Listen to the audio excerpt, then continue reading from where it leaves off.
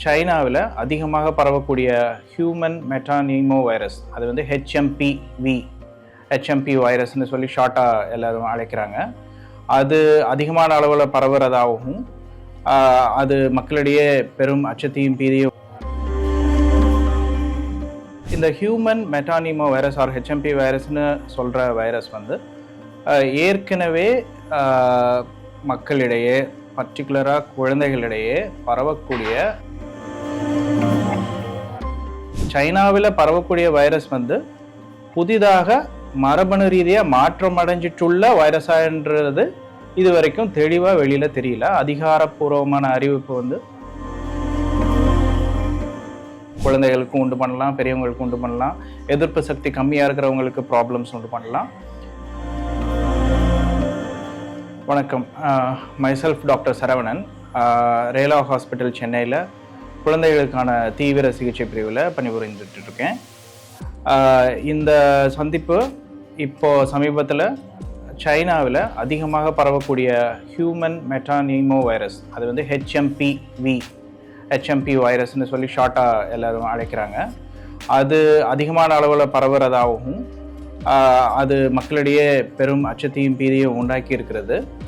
இந்த மாதிரி சோஷியல் மீடியாவில் நிறையா வீடியோஸ் சர்க்குலேட் ஆகிட்டு வர்றதுனால மக்கள் பீதி அடைஞ்சிருக்கிறாங்க. இது பற்றின சிறிய விளக்கத்திற்காக தான் இந்த சந்திப்பு. இந்த ஹியூமன் மெட்டானிமோ வைரஸ் ஆர் ஹெச்எம்பி வைரஸ்னு சொல்கிற வைரஸ் வந்து ஏற்கனவே மக்களிடையே பர்டிகுலராக குழந்தைகளிடையே பரவக்கூடிய நிலுவையில் இருக்கிற வைரஸ் தான். இது வந்து போன வருஷமோ அதுக்கு முந்தின வருஷமோ கூட மற்ற virus like influenza virus, respiratory syncytial virus, இந்த மாதிரி சில வைரஸ்கள் வந்து குழந்தைகளுக்கு ரெஸ்பிரேட்டரி ப்ராப்ளம்ஸ், அதாவது இருமல், சளி, காய்ச்சல், கொஞ்சம் சிவியராக இருந்தால் நிமோனியா, இது மாதிரி ப்ராப்ளம்ஸை உண்டு பண்ணக்கூடிய வைரஸ்களில் ஒரு வைரஸ்.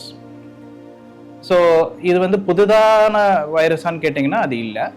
பட் சைனாவில் பரவக்கூடிய வைரஸ் வந்து புதிதாக மரபணு ரீதியாக மாற்றம் அடைஞ்சிட்டுள்ள வைரஸான்றது இது வரைக்கும் தெளிவாக வெளியில் தெரியல. அதிகாரப்பூர்வமான அறிவிப்பு வந்து சீன அரசில் இருந்தோ இல்லை சிடிசியிலிருந்தோ வெளியில் வரல. ஸோ அது வராத வரைக்கும் நம்ம அதை பற்றி தெளிவாக சொல்ல முடியாது. பட் அந்த இப்போதைக்குள்ள நிலுவையில் இருக்கிற ஹியூமன் மெட்டானிமோ வைரஸ் சொல்லக்கூடிய வைரஸ் வந்து சாதாரண இருமல், சளி, காய்ச்சல் குழந்தைகளுக்கும் உண்டு பண்ணலாம், பெரியவங்களுக்கும் உண்டு பண்ணலாம், எதிர்ப்பு சக்தி கம்மியாக இருக்கிறவங்களுக்கு ப்ராப்ளம்ஸ் உண்டு பண்ணலாம். இதை டெஸ்ட் பண்ணக்கூடிய திறன் நம்ம லேப்ஸில் ஏற்கனவே இருக்க தான் செய்யுது.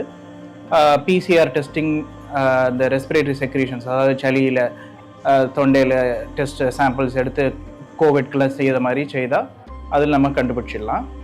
ட்ரீட்மெண்ட்டுன்னா இதுக்கு ஸ்பெசிஃபிக்காக ஆன்டிபயோட்டிக் ட்ரீட்மெண்ட் எதுவும் இல்லை. பட் சிம்டமேட்டிக்காக நம்மளை காய்ச்சல், சளி, இருமலுக்கான ட்ரீட்மெண்ட்ஸ் கொடுக்கலாம். சில குழந்தைகளுக்கு கொஞ்சம் அதிகமாக இருந்தால் ஆக்சிஜன் வர தேவைப்படும். சப்போர்ட்டிவ் ட்ரீட்மெண்ட் ஐசியூவில் நம்ம செஞ்சுட்டு தான் இருக்கிறோம். ஏற்கனவே இதெல்லாம் பண்ணிட்டு தான் இருக்கிறோம். இப்போ ரீசெண்டாக பெங்களூரில் 2 குழந்தைகளுக்கு பாதிப்பு அடைஞ்சிருக்கிறதா நியூஸ் வந்திருக்கு. பட் அது ஏற்கனவே இந்த மாதிரி சர்க்குலேஷனில் நம்ம ஒரு வாரத்துக்கு 2 வாரத்துக்கு முன்னாடி டெஸ்ட் பண்ணோம்னா கூட இந்த பேனல் டெஸ்ட்டில் ஹியூமன் மெட்டானிமோ வைரஸ் ஸ்டில் பாசிட்டிவாக வந்திருக்கிறது நம்ம பார்த்துருக்குறோம். ஸோ இதுக்காக நம்ம பீதி அடைய தேவையில்லை. இன்னும் சில அதிகாரப்பூர்வமான அறிவிப்புகள் வரட்டும். இது மாற்றமடைஞ்ச வைரஸா இல்லை நார்மலாக நம்ம பார்க்கக்கூடியதான்றது தெளிவாக வெளியில் தெரிகிற வரைக்கும் யாரும் பயப்பட தேவையில்லை.